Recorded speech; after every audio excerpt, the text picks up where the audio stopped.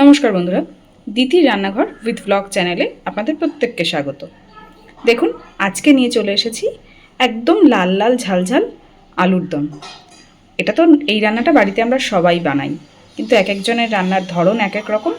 তাই আমি কিভাবে বানালাম চলুন দেখে নিন। দেখুন, আলুর দমটা করার জন্য প্রথমেই কড়াই বসিয়ে দিয়েছি গ্যাসে, আর এই কড়াইতেই শুকনো খোলায় আমি কয়েকটা জিনিস একসাথে ভেজে নেব। দিচ্ছি কয়েক দানা গোলমরিচ, অল্প একটু আস্ত জিরে, আর দিচ্ছি একটা শুকনো লঙ্কা ছোট ছোট টুকরো করে দিয়ে দিয়েছি। এই মশলাটাকে এবার আমি শুকনো খোলায় আগে একটু ভেজে নেব, নিয়ে গুঁড়ো করে রাখবো।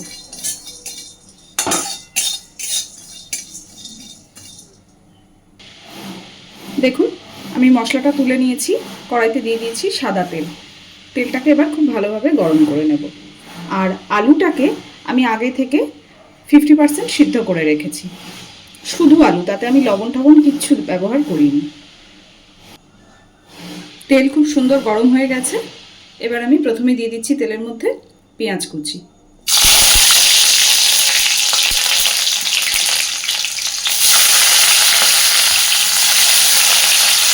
একসাথে দিয়ে দিচ্ছি টমেটো কুচি আর কয়েকটা চেরা কাঁচা লঙ্কা।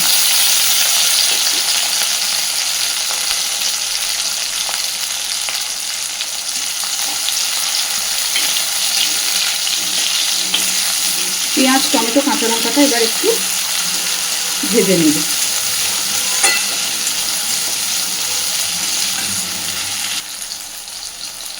দেখুন,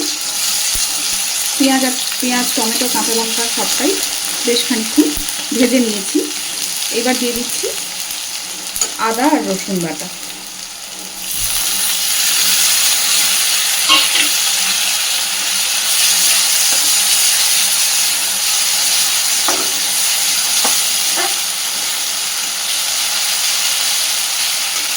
এবার দেব হলুদ গুঁড়ো,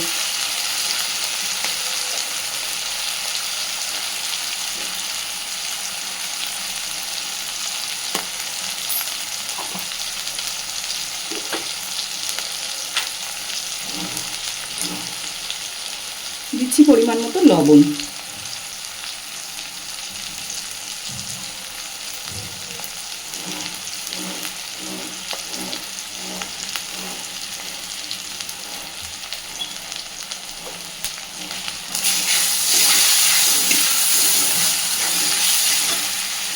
মশলা যাতে পুড়ে না যায়, সামান্য একটু জল দেব।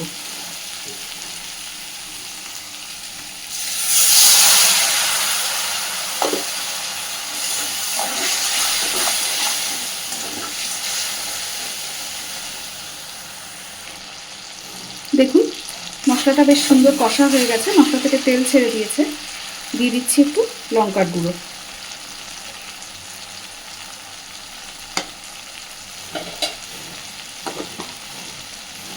আবারও একটুখানি জল দিয়ে মশলাটা কষতে থাকবো। একটু করে অল্প অল্প করে জল দিয়ে দিয়ে যে কোনো রান্নায় মশলা কষালে সেই রান্নার স্বাদ কিন্তু অনেক ভালো আসে,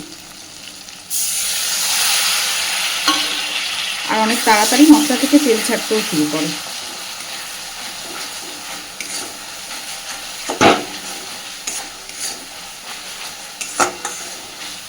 দেখুন, সুন্দরভাবে কষানো হয়ে গেছে। এইবার আমি সিদ্ধ করে রাখা আলুটা এর মধ্যে দিয়ে দিচ্ছি।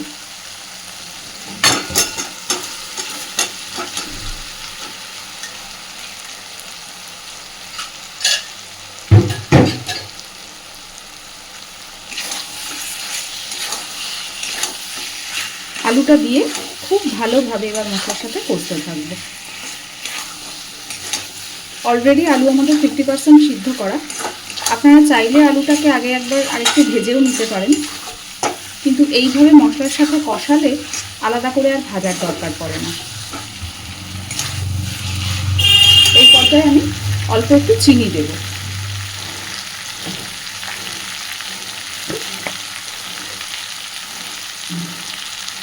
এটা অপশনাল, আপনারা চাইলে নাও দিতে পারেন।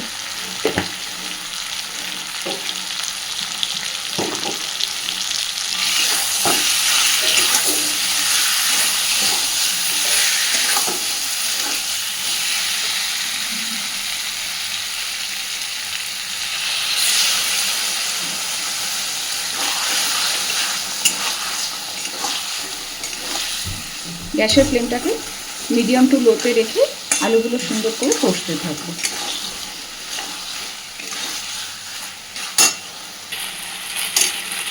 দেখুন সব কিছু সুন্দরভাবে এখনও কষাচ্ছি।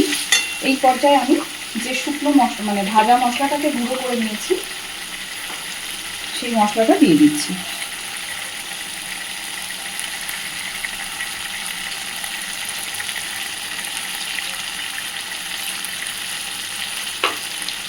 এই মশলাটা এই আলুর দমটাকে একটা আলাদা মাত্রা এনে দেয়।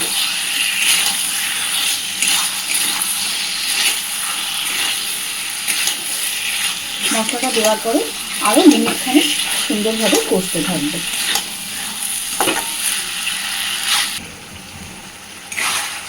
আলুর দম কষানো রেডি। এইবার দিয়ে দিচ্ছি পরিমাণ মতো জল। অলরেডি আলু সিদ্ধ করা, আর এই আলুর দমটা একটু কষা কষাই হবে, তাই খুব বেশি জল দেব না।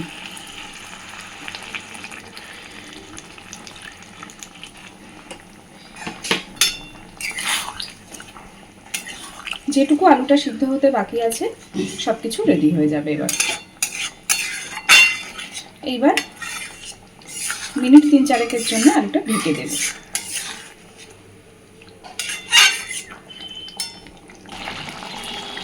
দেখুন যেহেতু আলু সিদ্ধ করে নেওয়া, তাই জন্য ঝোলটা কিন্তু বেশ গাঢ় হয়েছে, যেটা এই আলুর দমে আমরা ন্যাচারালি আমি এইরকমভাবেই করতে চাইছিলাম।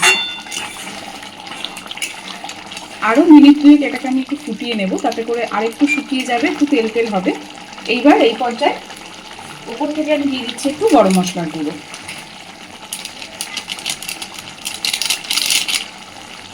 খুব অল্পই দিয়েছি, কারণ ভাজা মশলাটা যেহেতু দিয়েছি তাই গরম মশলাটা বেশি দেবো না।